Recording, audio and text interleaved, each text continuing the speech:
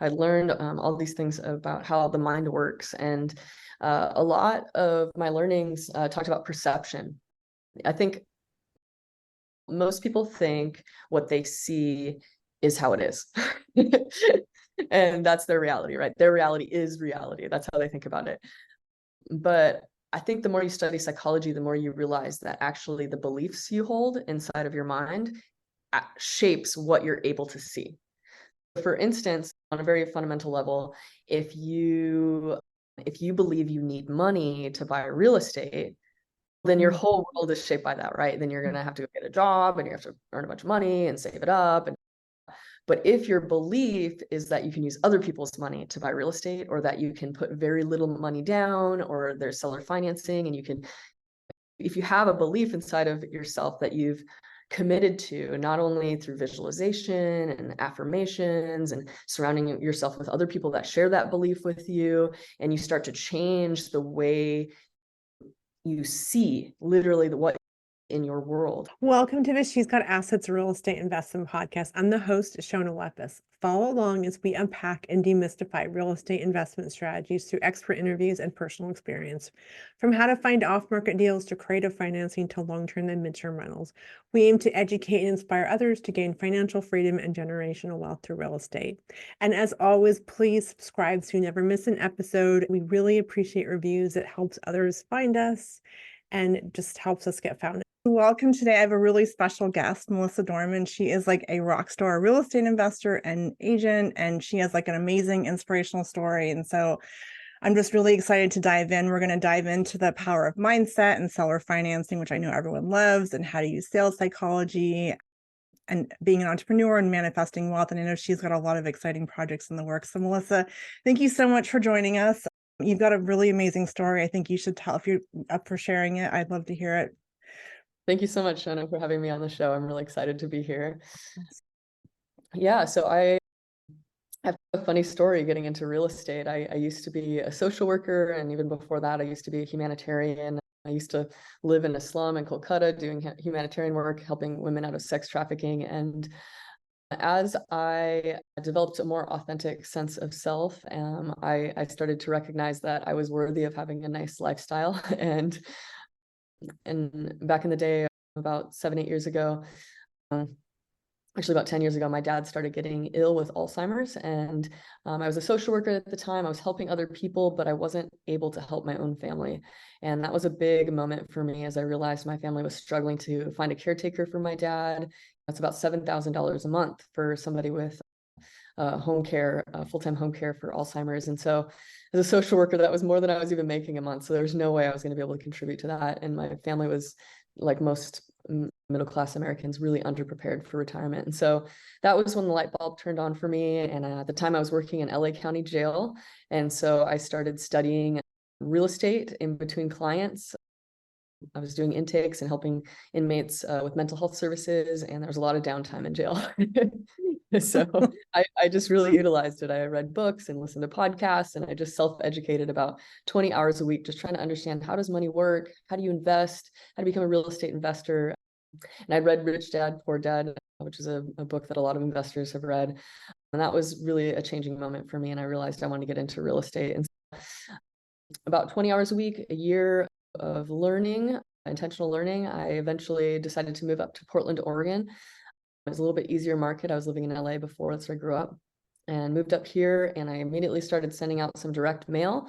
And I sent out about 300 letters and to duplex owners, and I ended up getting some callbacks and negotiating my first duplex deal. And I was really excited. I didn't really know anything. I didn't even know how like escrow worked. I'd never bought a home before. I was asking I was new to Portland, so I was trying to make friends and meet other investors, and I was asking their help. What do I do? How do I deposit earnest money? All that thing.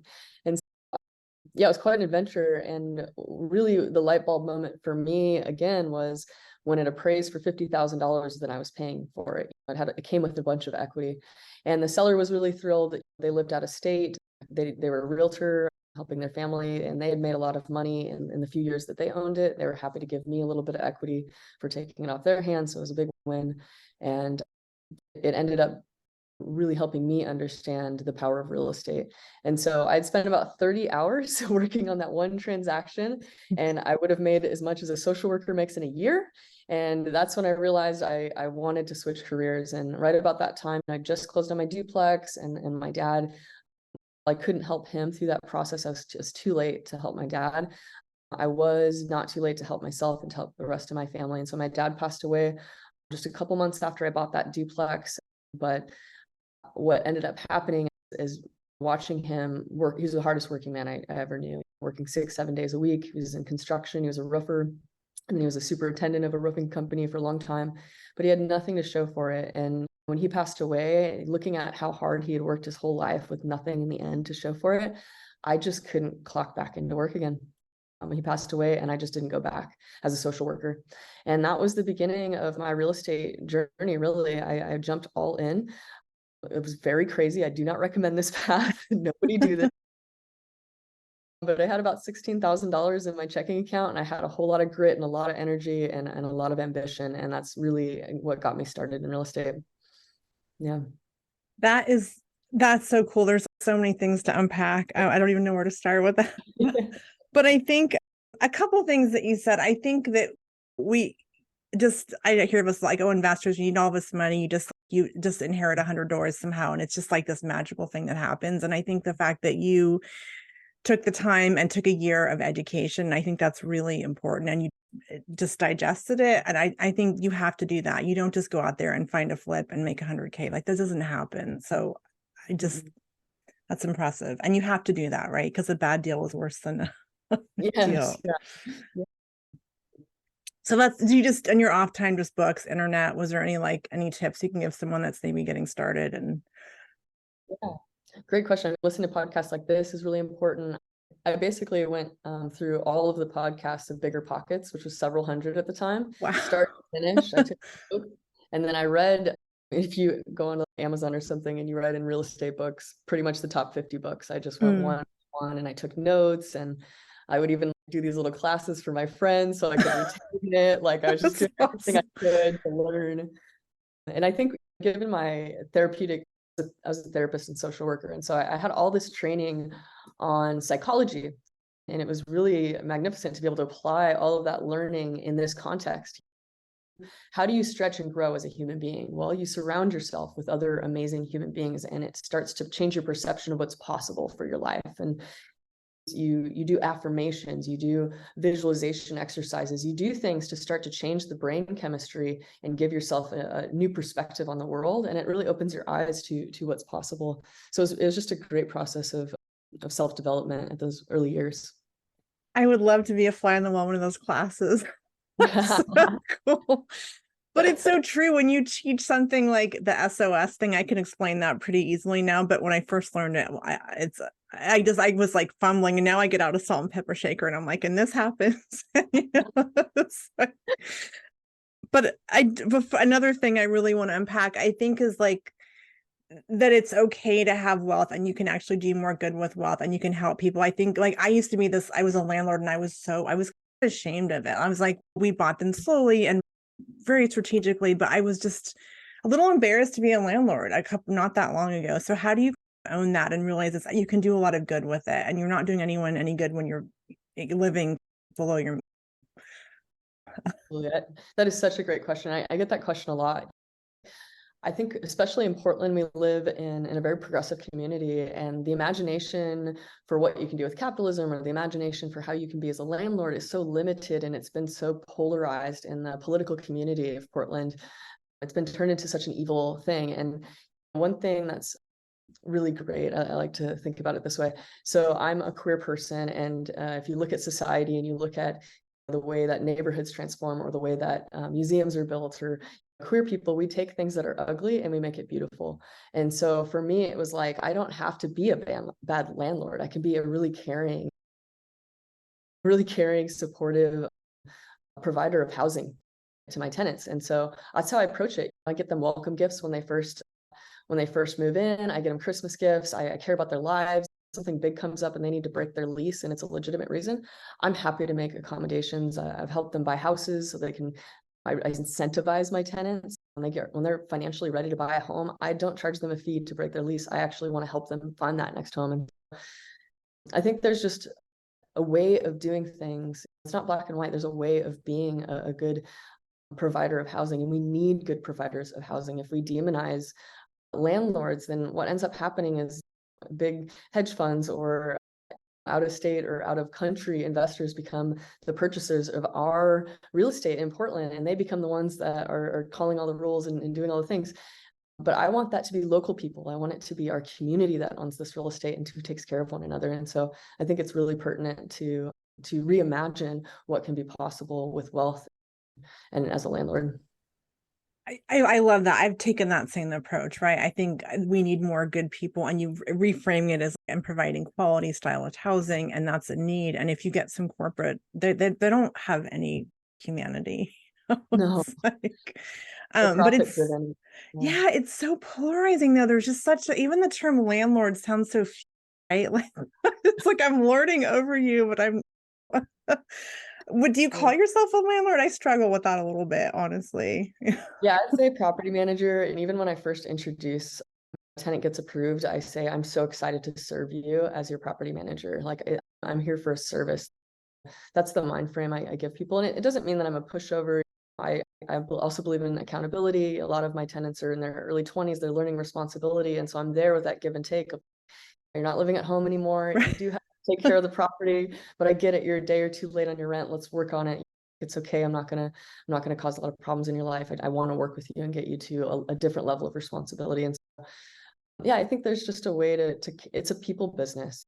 It's not just about money. It's a people business. And how do we provide a service to our community? That is so true. Yeah, I've joked with my husband that I'm providing like rental 101 because I have these kids that have never rented, and I'm like, okay, that's the worst.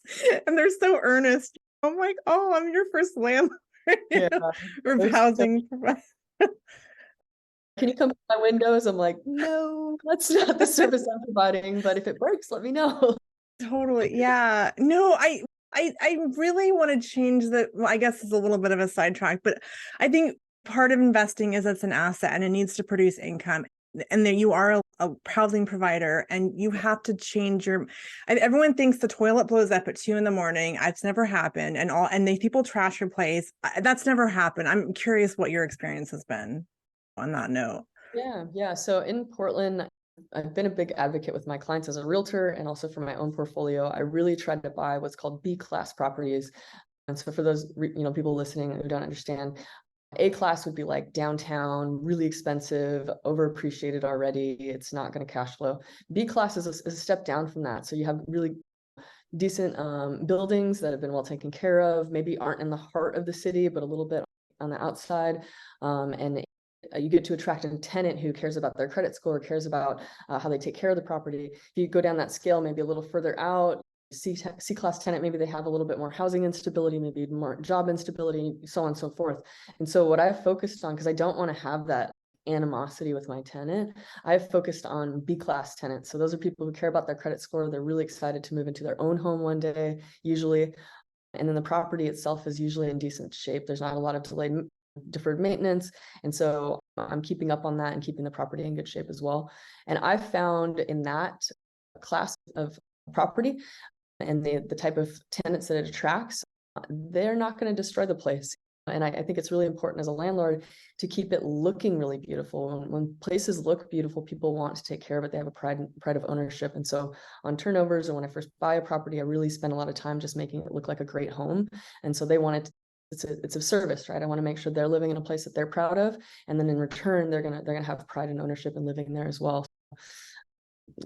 I've had an excellent experience in Portland. Unfortunately, I did also buy a 20-unit apartment complex in Ohio right in the beginning of COVID. I thought it'd be a great idea to diversify and buy out of state, and the numbers looked so good. So good. And what ended up happening, it was a B-class neighborhood. So I was thinking same model, right? Same model, except for the units were mostly 1 bedroom, 1 bath. And so what ends up happening is you have, again, a very transient renter who maybe doesn't care so much about the property. This is not their forever apartment, and they might have more job instability and all those sorts of things. And so I started to realize, like, oh, I broke my own rule. And in that situation, I've had nothing but trouble. Bed bugs and people arrested, in jail, not paying their rent, or just all sorts of troubles. And my poor property manager out there is more of a social worker than a property manager, I think, and just constantly trying to help people solve problems in their life. And that's great. I like to help solve problems, but not when it's my property. Right. It's really difficult to find out those things. So yeah, if I could give any advice, be really careful the quality of the building that you're buying, unless that's your goal, to have that kind of interaction with your tenant. And for some people that is, I have friends that own 300-400 units in Seattle, and that is their C-class buildings. They love working with people and getting them on their feet and learning responsibility. They love the joy of that mentorship prospect of those kind of properties. But for me, I don't want to do that. I'm so with you. And I think your philosophy is exactly what I tell. If you have a quality property, people take care of it. You leave a welcome gift. You're like, you communicate well. It's just, yeah. And people are just so scared of being landlords and what are housing providers. You said a couple of things. I know there's bigger stuff, but out of state, in investing in your own backyard versus out of state, I feel like it's like this big question. I've been very local. I'm curious what your philosophy is on that. I definitely learned a hard lesson. It's a great building. We'll see how it sells. It's a commercial building, so if I get the rents up and I get it performing, it will change the amount of equity that I have in it, and so it could end up being a home run. But in terms of cash, it has not, because it's always having this, that, and the other problem.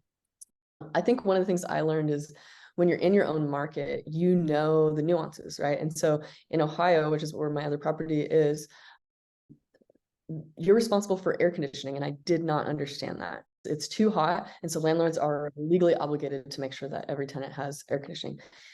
So when I bought that building, it had 25-ton AC units, which, if you've ever purchased one of those, they used to be about 3,000. Now they're about 5,000 to 7,000.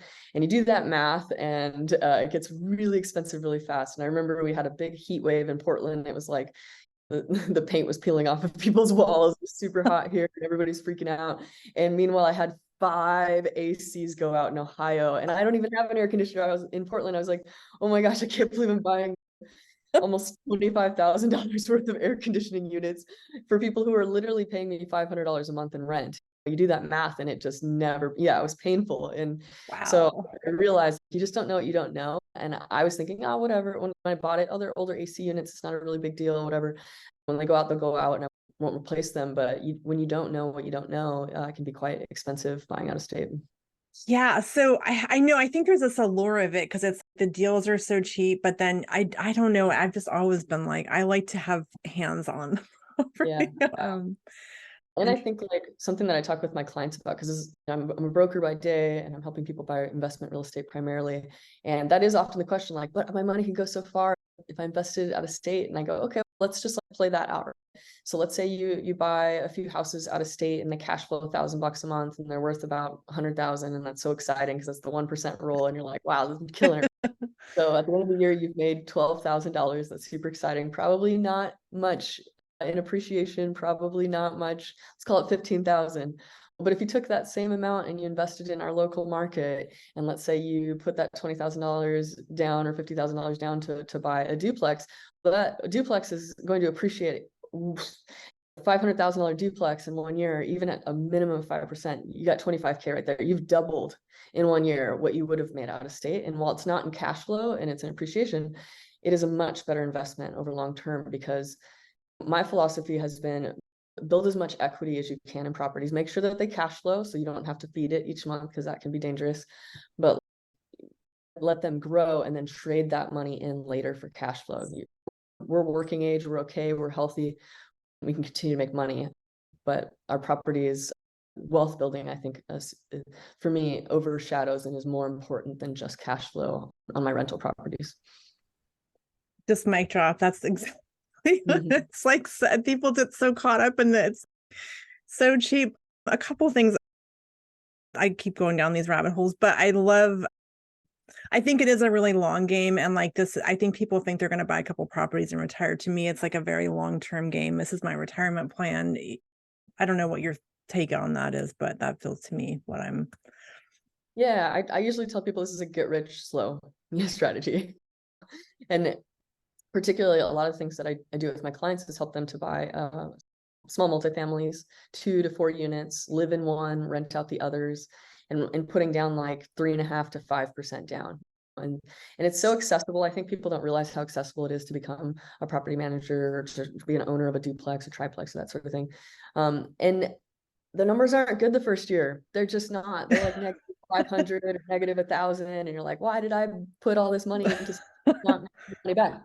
But honestly, it's just it's the power of leverage, right? You put very little down. If you put more down, it would cash flow. But what I tell people is you got to think about the long term, right? You're going to have to live somewhere. And if you go rent a place, that's just money literally going in the trash every $2,000. It's Just poof, right? It just yeah, kills me. totally. So like, yes, you're negative 1,000 a month, and that's annoying. And maybe it's a little bit more expensive than it would have been if you just lived in an apartment for a year.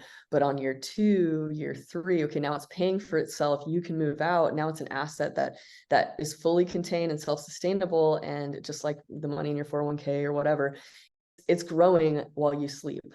And like just setting up, I try to encourage people, just buy 1 small multifamily a year if you can, maybe 2 every 2 years. If it takes a while to save up, it's okay. Whatever the frequency is that you can do it, just keep doing it. And don't worry too much about market timing, or it's just keep buying. If you can make it work, just keep buying. And after you do it 5, 6, 7 times, then now you can retire, because you look back and you go, wow, I have a lot of equity on the one that I bought the first time and the one I bought the second time, and I can start to trade those chips for cash flow, maybe doing syndication deals or whatever. You can start to trade that equity for cash flow. Yeah, the power of equity, man, is, I love, you just said something I wanted to unpack. Yeah, I think that people, they don't understand that power of equity. And you live in a house, you probably bought it 10 years ago, the amount of equity you're sitting on. So if you can just unpack that more, because I think people don't really appreciate how the real life monopoly game this is. Yeah, absolutely. Yeah. One of the things that I've done and why I was able to retire in about 6 years is I saw it as in this regard. So I just wanted every property to be able to pay for themselves as quickly as they could. So I wasn't feeding them money. So I'd live in them, or I'd negotiate seller financing, or whatever I had to do to get it cash flowing. And then as quickly as I could do the next one, I would do the next one, whether it was 6 months, a year, 2 years, whatever.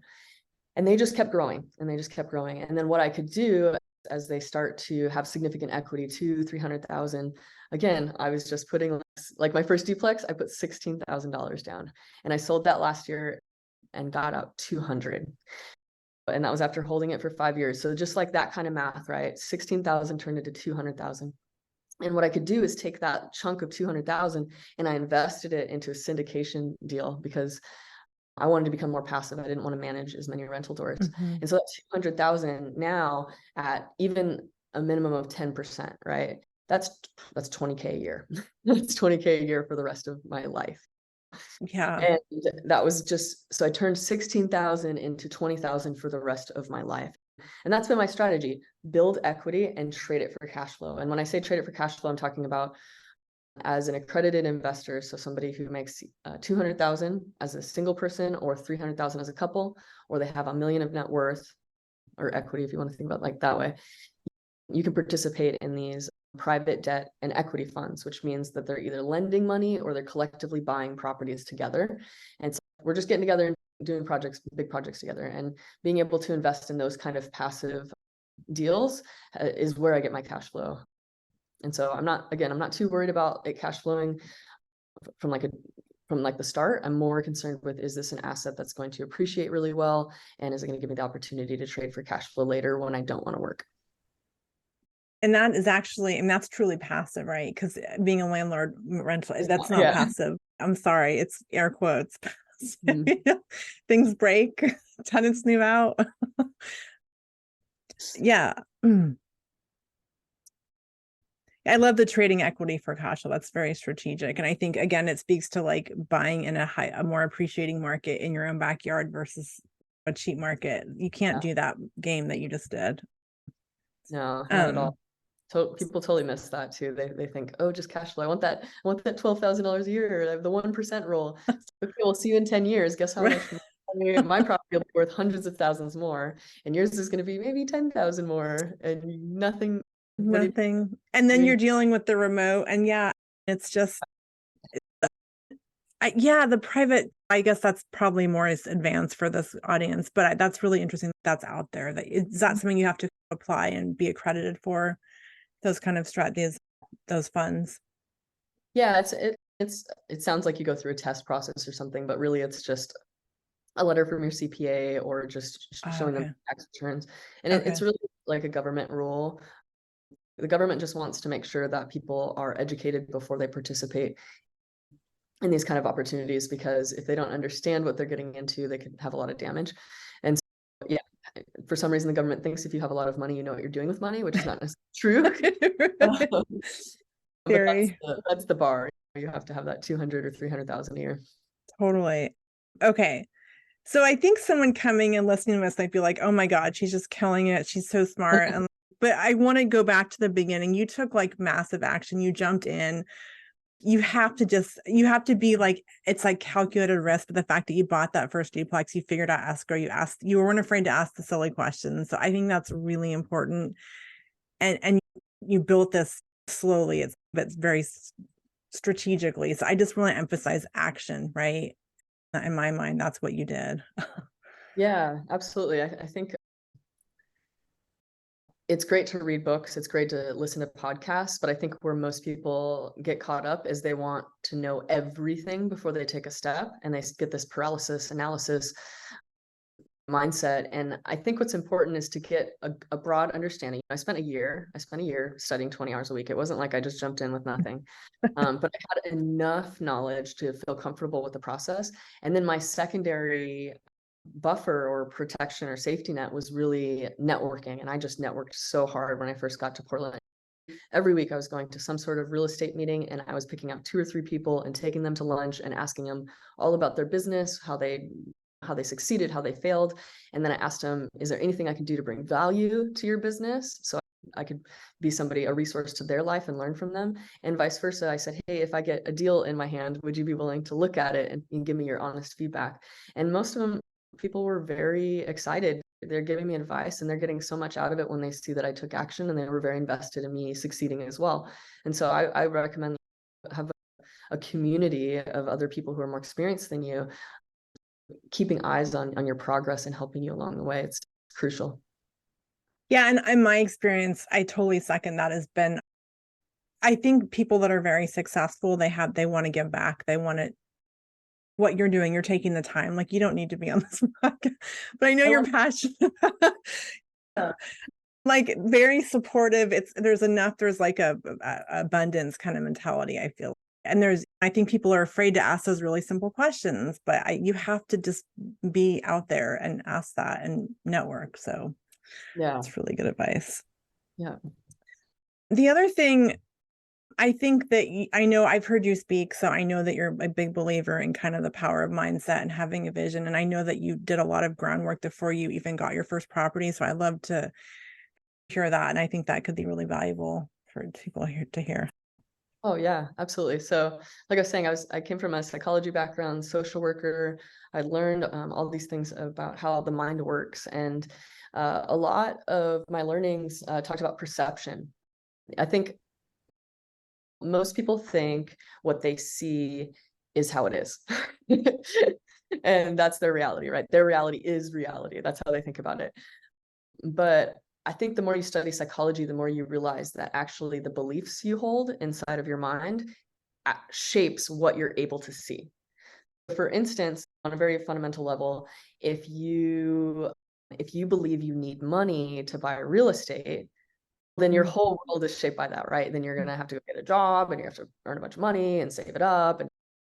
But if your belief is that you can use other people's money to buy real estate, or that you can put very little money down, or there's seller financing, and if you have a belief inside of yourself that you've committed to, not only through visualization and affirmations and surrounding yourself with other people that share that belief with you, and you start to change the way you see literally what in your world. And like a really clear example of this for my life, and I talk about this often, in my speeches, but I, for 6 months, would repeat every single morning, I am going to buy an off-market property, seller financed, with very little money out of pocket. And I was just dedicated to that. Every single day I'd wake up and I'd say that to myself, alongside a few other affirmations, of course. But for 6 months, I was like, this is going to happen. And I didn't have any money. So it's very clear. I didn't have any money to buy this property, but I was determined because I believed in my heart that you do not need money to buy property.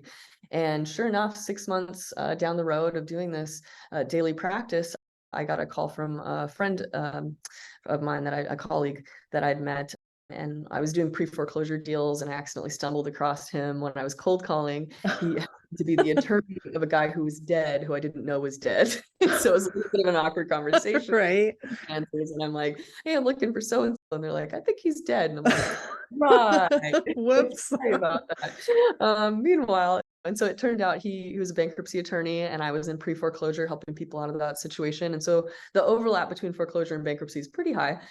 So we had a lot in common, and we met up, and a few months into the relationship, he asked me to do an evaluation on his triplex that he had owned. And as he sent me a text, and I looked it up, and I saw that he had owned it for like 20 years. And I was like, oh, this is the one. This is the one. And the only reason that I had that thought is for 6 months, I had pounded into my head that there is going to be this opportunity that will arise.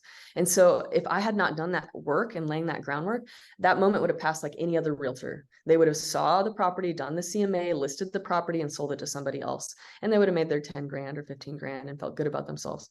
But I saw the opportunity there. And so I walked into that experience with that energy and that vibration inside of me. I'm very woo-woo, sorry. Me too. I'm very successful.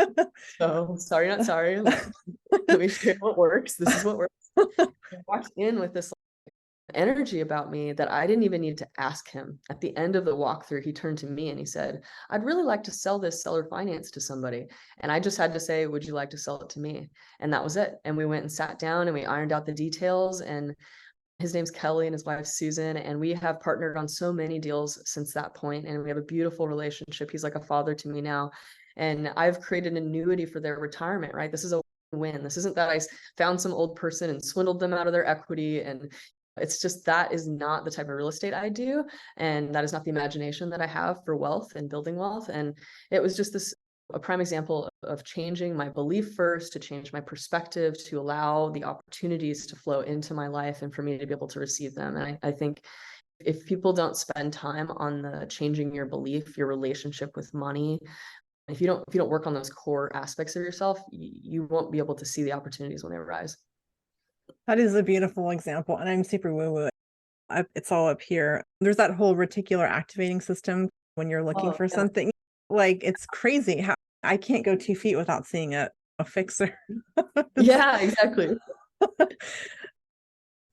Yeah, no, I had this light bulb moment. So I'd love to hear you talk a little about seller financing. I think I thought it was like this unicorn that was pink and shiny and sparkles, and that would never happen. And I've gotten voicemails, I will only sell an owner carried. I'm like, holy shit, that's like, you're right. right. But people just, and you're not shoehorning it into them. It's really a win. So if you can just speak to that, how it truly is a benefit to everyone, not just us as investors.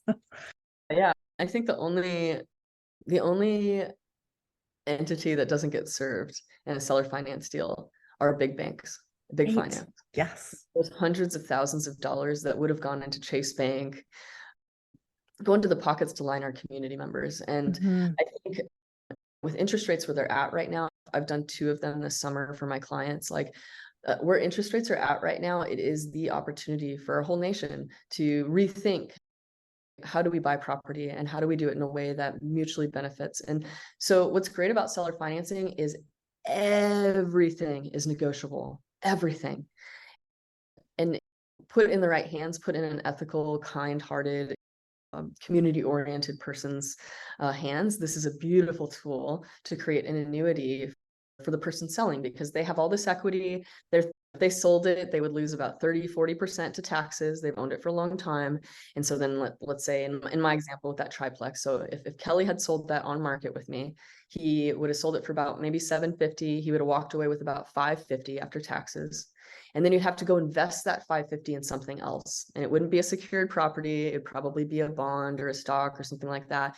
And at the end of the day, he would be losing, right? He would be probably getting a much lower interest rate than I was paying him, and he would have had to pay all those taxes. And where seller financing does it kind of spaces that out. It allows him to pay the taxes slowly over time at a lower rate, or in our case, we did interest only payments. And what's beautiful about an interest only payment is the seller is not getting hit on those capital gains yet. And also I'm able to cash flow much better, which means I can take care of the tenants when the needs arise. So I'll say in that particular situation, the way that I structured it, which is a really fun example too. He had 2 tenants that had just moved out. And so it was a triplex and only had 1 tenant in.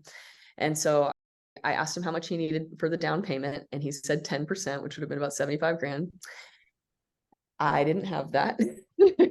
So I said, well, how much would you need to foreclose on me? That's what you would do, right? If I don't pay you, you're going to foreclose. Wow.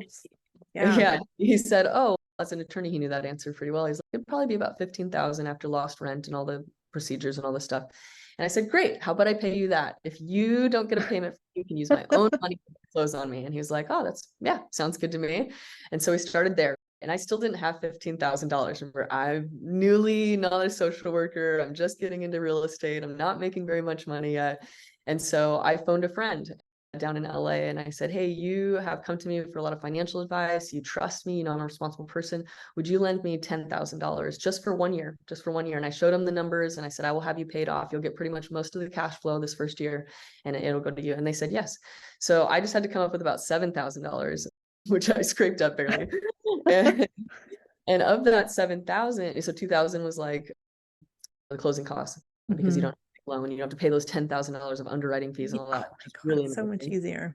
Yeah, so $2,000 for the closing costs and then 5,000 out of my own pocket. Again, I didn't have a lot of money, so I really needed to get that money back immediately. And so I asked Kelly and his wife, I said, hey, you have 2 vacant units. Would it be okay if I delay the first payment 2 months, just 2 months? And you can throw that interest on that tail end. You'll still get paid it. I'm not going to cheat you out of it, but could you give me 2 months to get these leased up? Because I'm not cash flowing. How can I pay you? And they said, that sounds very reasonable. Again, everything's negotiable. We're custom tailoring this to your needs and my needs, and we're trying to make it fit. So he said, yes. And so within those 2 months, I recouped 6,500 of that 7,000, and I was all in $500 on a triplex near Mississippi Avenue. And it cash flowed $500 to me from the get-go. And I paid 1,000 to those ladies who lent me money in LA, and everybody was winning. And I think when we're able to think strategically and creatively, and we actually take into account the seller's needs with our needs, we can structure these deals to be so tailored and custom to everybody's needs and create a win situation.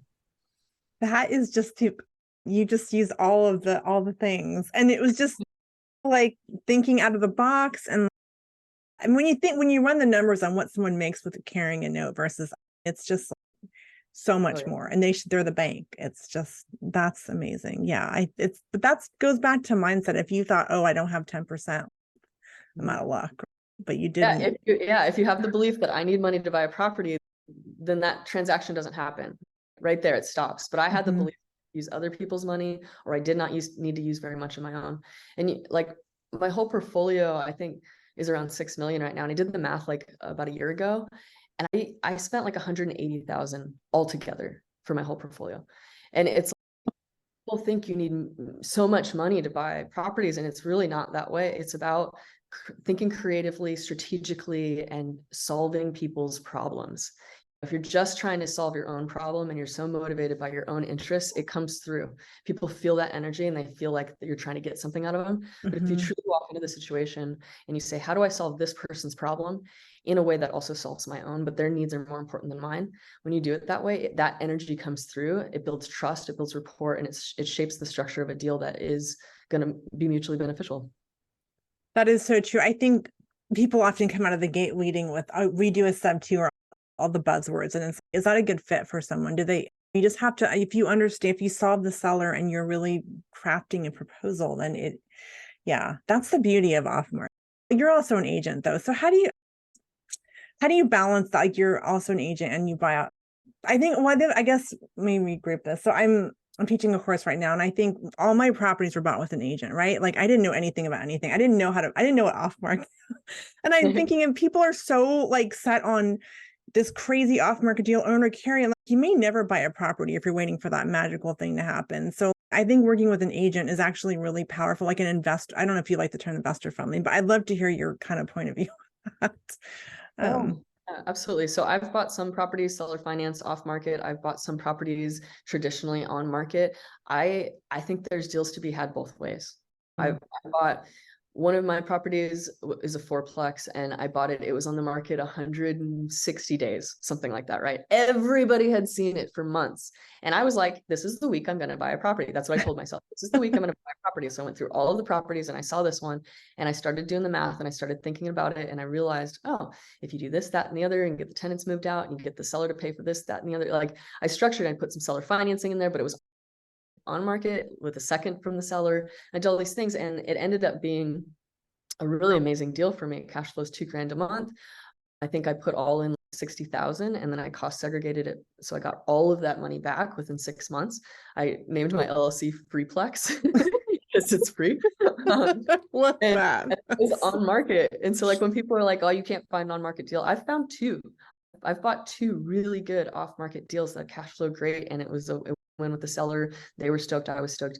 And it was just, honestly, people were overlooking these opportunities, and they exist. So having a broker who is an investor like me, I think is a huge asset. I hear people all the time, oh yeah, I'm working with my cousin, or I'm working with this realtor or whatever. And I'm like, but are they an investor? Because the way that I see a property is going to be through a very different lens than them. And they're not going to understand landlord laws, tenant laws. It can be very litigious if they don't understand the nuances of these things, because they're very nuanced.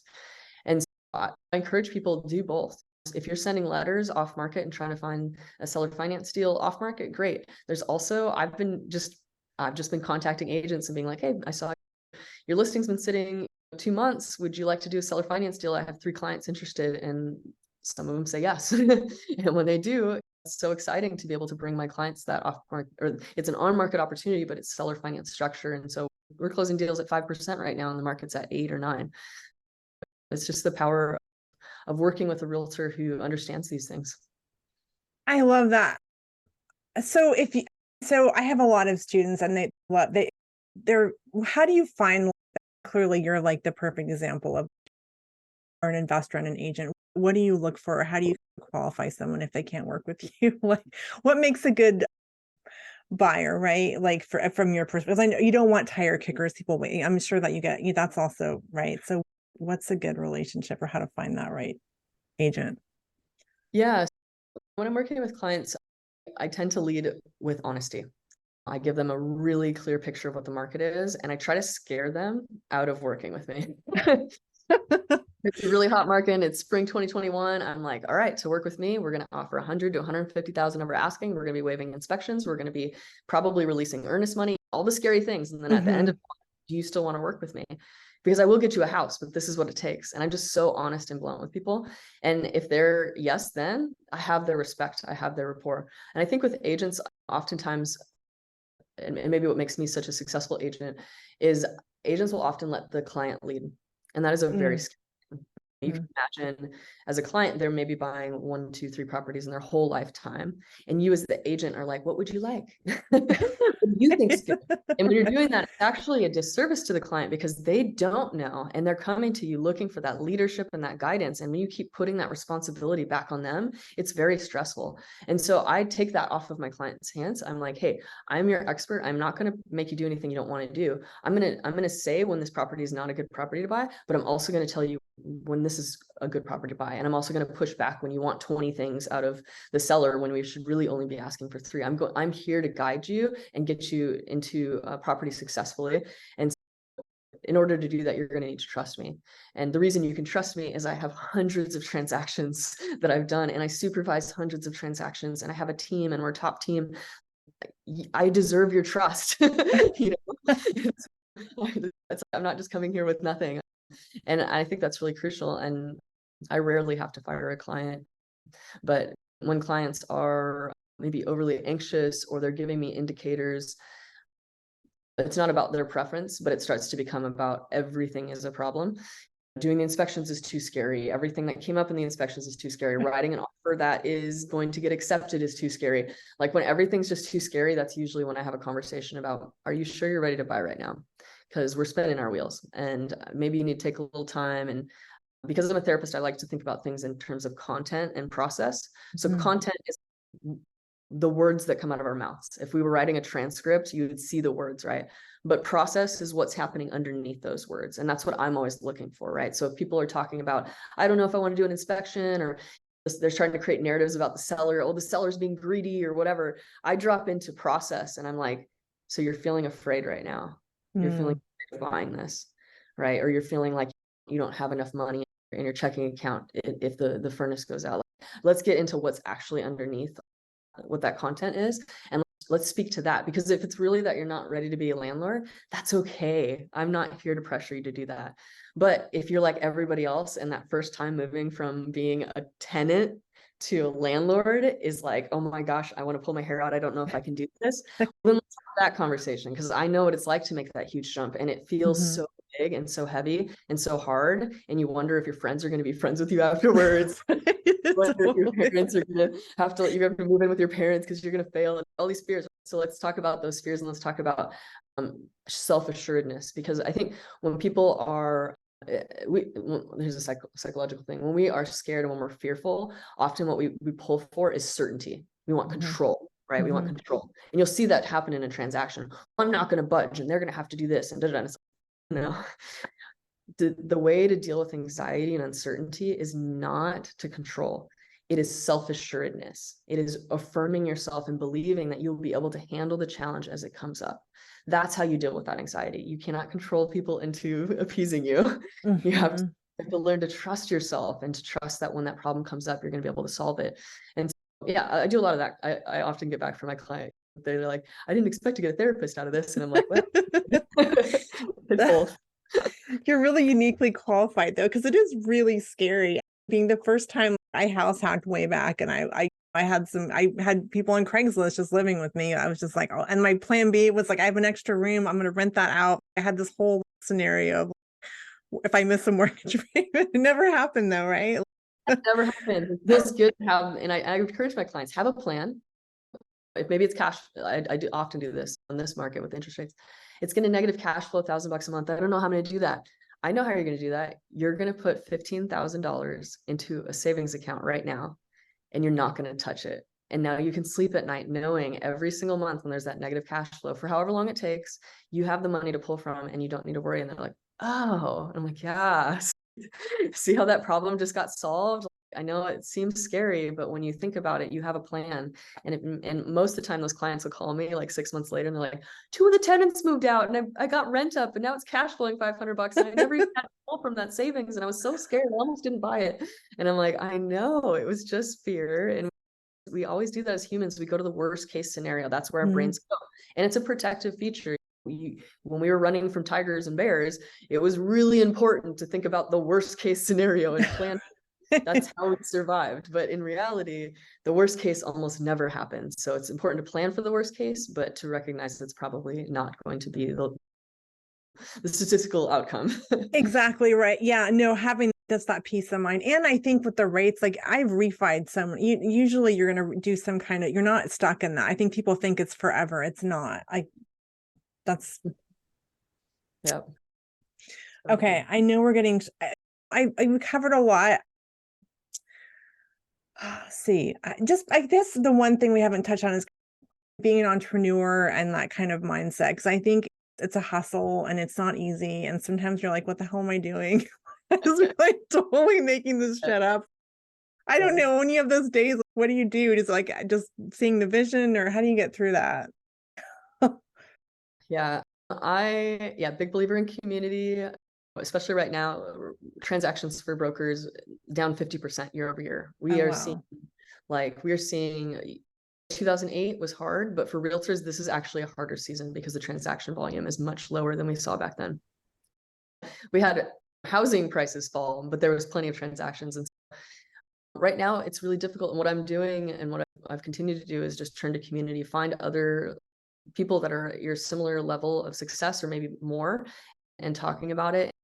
And I think another really important aspect of this, all the way through from what I was saying, when I was first becoming an entrepreneur, and now something, a regular practice that I have is just creating awareness and detaching from what it means to be okay. I think we attach really big ideas, like to be okay means I'm going to do X amount this year, or I'm going to be able to invest, or I'm going to, and understanding that it's okay if in 2023 you have to sell assets to make it through. It's okay if your first flip goes bad. It's okay if you have a difficult tenant, and not thinking that this is going to ruin your happiness, but to recognize that this is just all part of the journey, and to detach from that suffering, because I think we cause a lot of our own suffering by telling ourselves that we will not be happy unless, we will not be enough unless. And the more that we have that story in our mind, the more crippled we are to take the actions that we need to do to feel okay inside. And so I often will just go back to a meditation practice. I'll go back to the story I'm telling myself.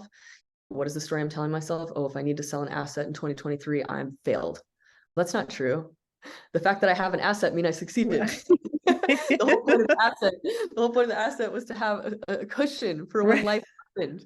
This is life happening right now. 50% of my income is gone this year because I'm a realtor. You know what I mean?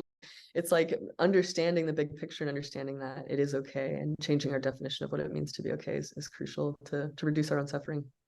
I love that. That reminds me of that book, The Gap in the Game. What are you measuring against? Because I think I'm always in the gap, and but if you measure what you've done, or you look back where you've come from, there's a lot of gain there, right? Oh, absolutely. Absolutely. So yeah, go ahead.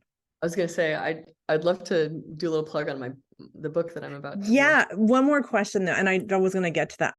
You said something about everyone has to do their crappy first flip. It sucks. It's a learning experience, and I think people should just buy and not do that. So I'm curious what your take is, because that's like my little soapbox, and then I really want to hear about your book. Yeah. So I, as often as possible, try to talk clients out of flipping. Flipping is an incredibly dangerous real estate activity. It's all over TV shows. It's very romanticized, and the risk is extraordinarily high, especially for somebody who doesn't have a lot of experience. And even case in point, we had some major flipper clients of ours as realtors who were doing 20 deals a year, right? They're out of business. People who would do 20 successful flips in 2021, 2022, wow, making hundreds of thousands of dollars in 2023 are out of business. And so that is like the perspective I try to give to clients, that like, this is great in an up market, but in a down market or a neutral market, or even just one that's not appreciating as quickly, it's a very dangerous task. And so instead, what I try to encourage people is to do house hacking. You have to live somewhere anyways. The financing is going to be incredibly cheap. You can put less money down, so you're less out of pocket, and you can always just get roommates, you know? Right.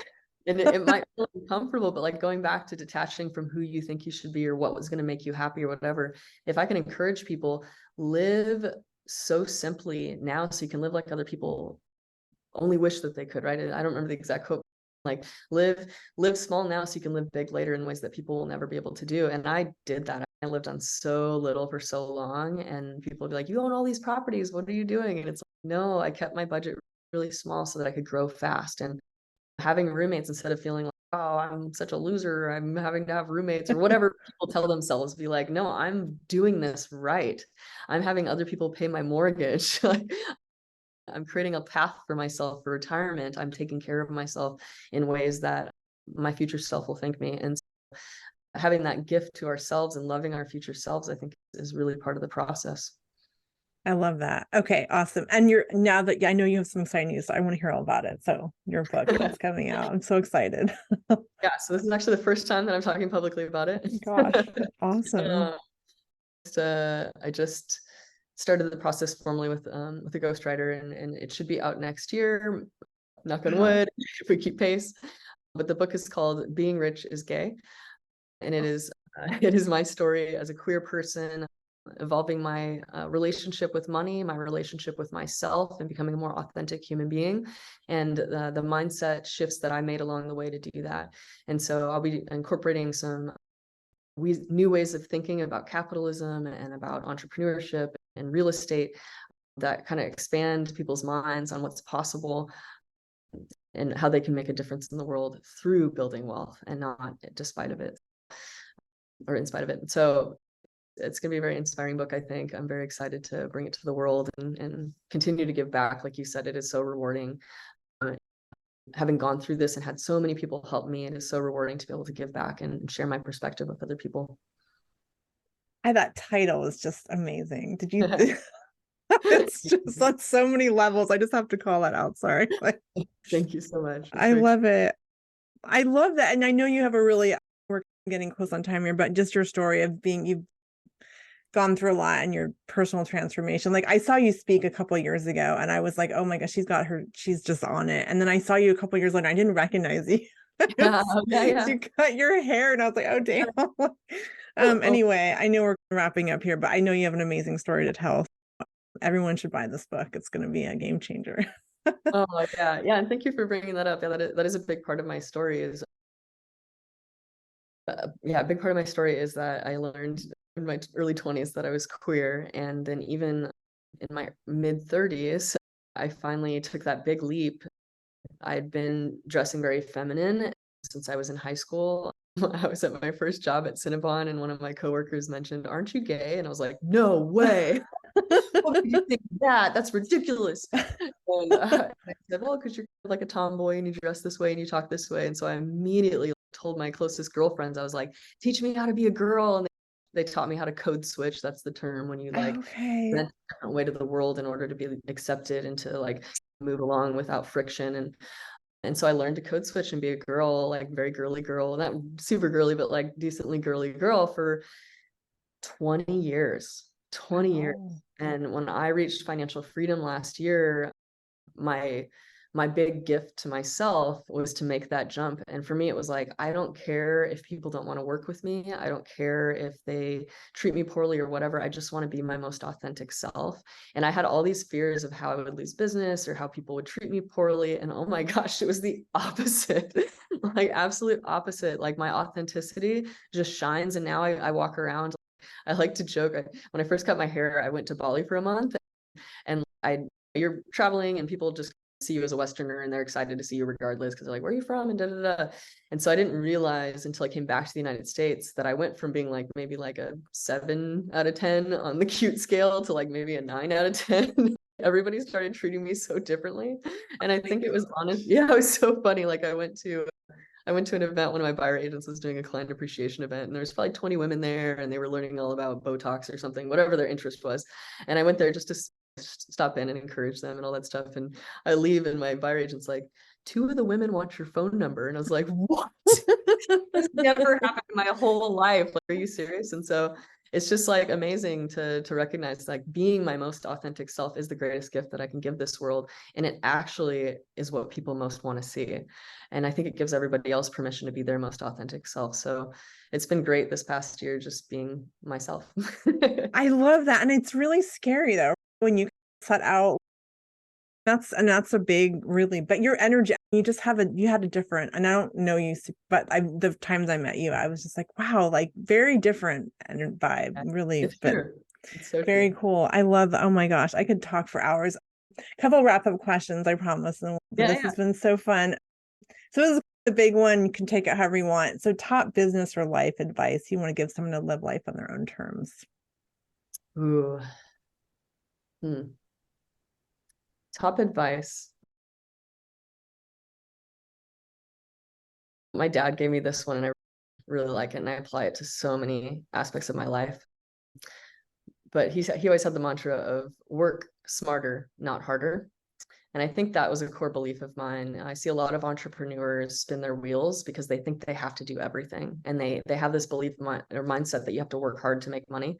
And I would encourage everybody to restructure that belief and believe that money comes easily and that money comes when you think smart and when you add value to the world. That's when money comes. And so focus your energy on creating systems and creating opportunities and creating unique ways of bringing value to the world. And it does not necessarily take a lot of your time. And yeah, so I would encourage people to think about things through a smart lens versus working harder. That is a real paradigm shift too, right? Like it's not time for money. I love that. Okay. Yeah.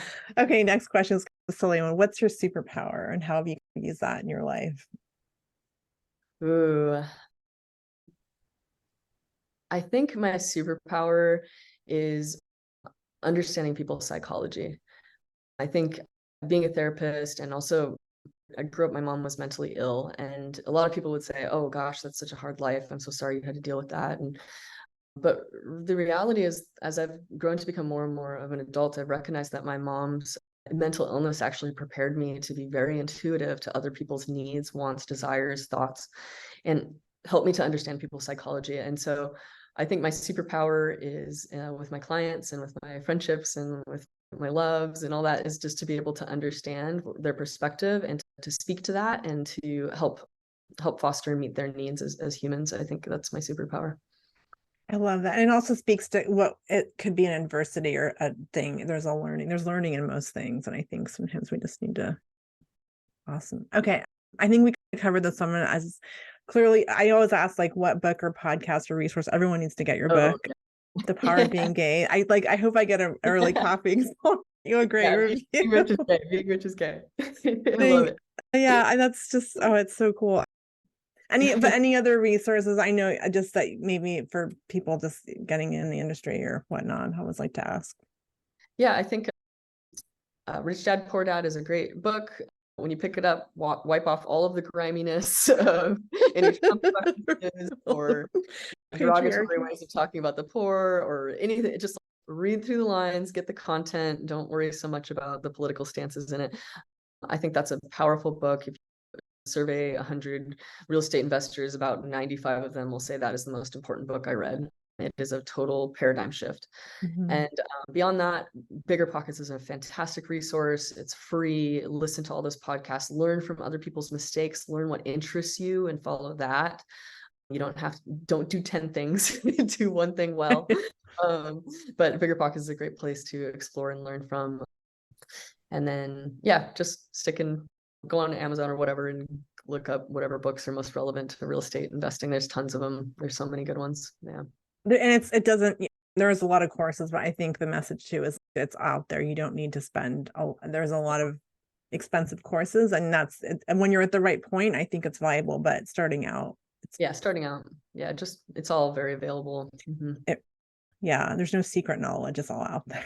No. People try to convince you to spend $10,000-$20,000 for the secret knowledge. Yeah, and it's really not that secret, you know. That secret, it's actually a simple math equation and it's not that hard. Yeah. Okay, and last question, how can people follow you, work with you, possibly all that good stuff? Yeah, I'm on Instagram as Melissa Dorman.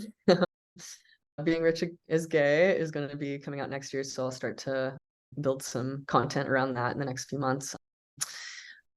My company is Catalyst Group. That's the broker group that I co-own with my business partner Yasha. So Catalyst Group Northwest is our broker team. But yeah, Instagram, Facebook, Melissa Dorman, easy to find. Awesome. That wraps up. This has been I would say everything's my favorite, but this really has been yeah, thank you so much. It's been really fun. Oh, thank you so much for the opportunity. This is so lovely to spend this time together. Yeah, all right.